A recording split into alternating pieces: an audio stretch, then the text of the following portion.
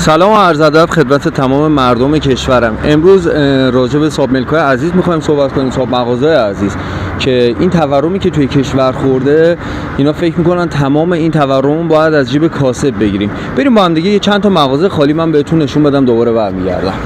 اون دو مغازه خالیه. و همچنان اونم خالیه واسه و همچنان گودرز سرنفش چهارراه خالیه. این مغازه همش خیابون اصلی الان. سرنفش خیابون اصلی خالیه. سرنفش خودم خالیه. خالیه. اینا خالیه. ما بعد خیابون اصلی ما تو تمام نشه بگیم چه واسه بعد خیابون اصلی. یه خود اصلی. دیگه سرنفش خالیه. اونم خالیه. اون گوشه هم خالیه. در این چیزی نمی‌فهمم چون شما راه میفته. دو تا مغازه داخل میشه، دو تا مغازه کنار هم دیگه. بعد خیابون اصلی واسه. اونم خالیه. اینا خالیه. این وسطیه خالیه. همین ادامهش رو میگم. تو کار هم دیگه سرنفش خالیه. یه وسیله رفتم که اون وسیله که وسط خالیه. یک مقدار جلوتر خالیه. یه دونه سر نفت وسطی خالیه، حالا اسم نمیبرم. یه دونه سر کند طالقانی خالیه. راسته طالقانی اون کس دو تا طالقانی خالیه. راسته طالقانی. خدای نامش که اون اصلی رو کنه. یه دونه سر نفت گوشه خالیه. دقت کنید. سر نفت اون خالیه سرانه. اون مغازه هم اجاره است. سر نفت میگم.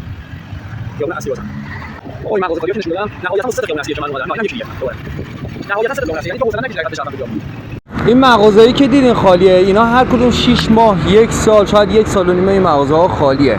اینی که صاحب مغازه‌ها دلشون نمیاد که قیمت ذره پایین‌تر بدن، چند تا کاسب بیان مغازه رو اجاره کنن، چند تا جوون میخوان یه کاری راه بندازن، یه نونی ببرن. ما یه اتحادیه نداریم که اصلا دنبال این صاحب ملک‌ها بیفته که آقا این قیمت‌های نجومی چیه که گذاشتین 30 تومن، 60 تومن، 70 تومن، 250 میلیون کرایه. مثلا ما می‌خوایم چیکار کنیم؟ شما می‌خوای کل تورم زندگی خاندان تو از جیب یه کاسب بکشی بیرون. مغازه 6 ماه 1 سال مرد مومن خالیه. این ته بی‌شرفیه. شما یه بی‌شرفین، کاسب نیستین، صاحب مغازه نیستین، بی‌شرفین از نظر من.